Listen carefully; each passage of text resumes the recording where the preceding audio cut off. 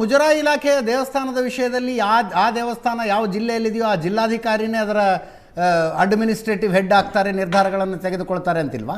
ಕೊಟ್ಟಿರೋ ಪ್ರಾವಿಷನ್ ಒಬ್ಬ ಜಿಲ್ಲಾಧಿಕಾರಿ ಮುಸ್ಲಿಂ ಆಗಿದ್ರೆ ಮುಜರಾಯಿ ಇಲಾಖೆ ದೇವಸ್ಥಾನದ ವಿಷಯದಲ್ಲಿ ಕಾಲ್ ತಗೊಳ್ಳೋದು ನಮಗೆ ನೋಡಿ, ಜುಡಿಷಿಯಲ್ ಪವರ್ಸ್ ಅಲ್ಲಿ ಅದು ಮುಸಲ್ಮಾನ ಹಿಂದೂ ಅಂತ ನೋಡಲ್ಲ, ಅದಕ್ಕೆ ಜಡ್ಜ್ ಅಂತ ನೋಡ್ತೀವಿ. ವಕ್ಫ್ ಬೋರ್ಡ್ ಅಲ್ಲೂ ಯಾವ ಮುಸಲ್ಮಾನ ತೀರ್ಮಾನ ತಗೊಳ್ಳುವಾಗಿಲ್ಲ.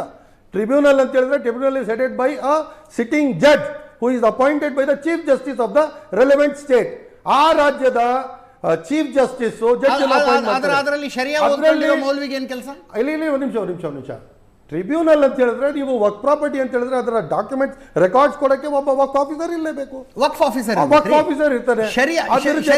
ಶರಿಯಾ ಓದ್ಕೊಂಡಿರುವಂತ every time it cannot be Muslim, ಇದು ಹಿಂದೂ ಮುಸ್ಲಿಂ ಆಕ್ಟ್ ಅಲ್ವಾ? It can be between two Muslims. The litigation can be between two Muslims. ಎರಡು ಮುಸಲ್ಮಾನರು ಅಲ್ಲಿ ಸರಿಯಾಗಿ ನೋಡ್ಬೇಕಾಗುತ್ತೆ. ಇವಾಗ ನಮ್ಮ ತಂದೆಯವರು ಇಷ್ಟು ಪ್ರಾಪರ್ಟಿ ಮಸೀದಿಗೆ, ಇಷ್ಟು ಪ್ರಾಪರ್ಟಿ ಒಂದು ಅಂಗಡಿಗಳು ಮಾಡಿ ಇದರ ರೆಂಟ್ ಅನ್ನ ನೀನು ತಿನ್ನಪ್ಪ ಅಂತ ಕೊಟ್ಟು ಹೋಗಿರ್ಬಹುದು.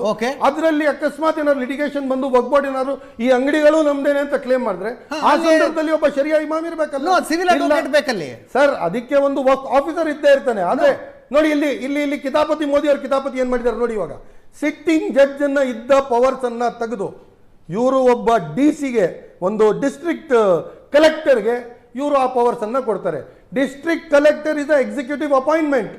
ಒಬ್ಬ executive appointment has to go by what the government wishes. ಇವಾಗ ಗವರ್ಮೆಂಟ್ ಏನು ಇಷ್ಟಪಡುತ್ತೋ ಅದನ್ನೇ ಮಾಡಬೇಕು. ಇವಾಗ litigations can be against the government as well. ಆ ಸಂದರ್ಭದಲ್ಲಿ ಕಲೆಕ್ಟರ್ ಅಗೇನ್ಸ್ಟ್ ದ ಗವರ್ಮೆಂಟ್ ತಗೊಳಕ್ಕಾಗುತ್ತಾ? This is also a violation of all provisions given for us under Article 26, Article 29. Wait. Okay. Work by user is being removed. Work by user ನಾವು ಎಷ್ಟೋ ಕಾಲದಿಂದ ಒಂದು ಕಡೆ ನಮ್ಮ ಸತ್ತವ್ರನ್ನ ತಗೊಂಡೋಗ್ಬಿಟ್ಟಲ್ಲಿ ನಾವು ಅವರ ಅಂತಿಮ ಕ್ರಿಯೆಯನ್ನು ಮಾಡ್ತಿದೀವಿ. ಅಲ್ಲಿ ನಮ್ಮ ಖಬ್ರಸ್ತಾನ್ಗಳಿವೆ. ಇವಾಗ ಖಬ್ರಸ್ತಾನ್ಗಳ ಡಾಕ್ಯುಮೆಂಟ್ಸ್ ತಗೊಂಬಂದು ತೋರಿಸಿ ಅಲ್ಲಿ ತಗೊಂಡ್ಬರ್ತೀವಿ ನಾವು. But it is fence property, it is gazetted, survey number survey ಆಗಿ ವಕ್ಫಲ್ಲಿ ಇದೆ. ಆದ್ರದ ಡಾಕ್ಯುಮೆಂಟ್ಸ್ ಎಲ್ಲಿಂದ ತಗೊಂಡ್ಬರ್ಬೇಕು? ಯಾವುದೋ ಒಂದು ಗಿಡಕ್ಕೆ, ಇವಾಗ ದೊಡ್ಡ ಮರಕ್ಕೆ ಅಂತ ಇಟ್ಕೊಳ್ಳಿ, ಎಲ್ಲೋ ಒಂದು ಕಡೆ ನೀವು ಒಂದು ಪೂಜೆ ಮಾಡ್ಕೊಂಡು ಅದನ್ನ ಒಂದು ದೇವಸ್ಥಾನನೇ ಮಾಡ್ಕೊಂಡು ಇಟ್ಕೊಂಡಿದ್ದೀರಾ.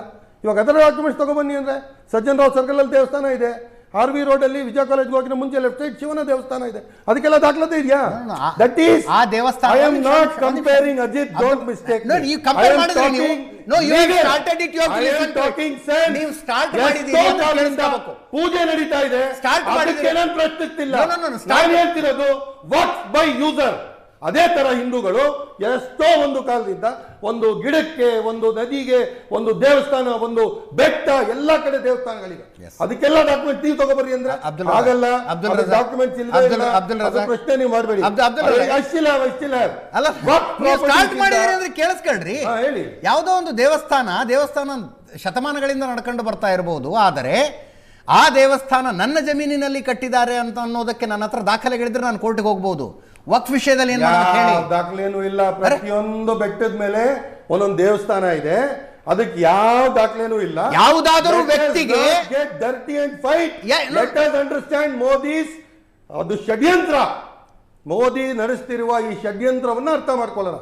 ಈ ವಕ್ಫ್ ಬಿಲ್ ಯಾಕೆ ಇವ್ರು ತಗೋಬರ್ತಿದ್ದಾರೆ ಇದನ್ನ ಅರ್ಥ ಮಾಡ್ಕೊಳ್ಳೋಣ. ಇದರಿಂದ ನಮಗೆ ಏನ್ ತೊಂದರೆ ಆಗ್ತಿದೆ ಅದನ್ನ ಅರ್ಥ ಮಾಡ್ಕೊಳ್ಳೋಣ. ಪ್ರತಿಭಟನೆ ಮಾಡಿದೀವಿ, ಆದ್ರೆ ಬಿಲ್ ಪಾಸ್ ಆಗುತ್ತೆ, ಮಾಡ್ಕೊಳ್ಳಿ. Judicial fight, we are ready, we are prepared, we know what needs to be done. 7% returns ಕೊಡಬೇಕು.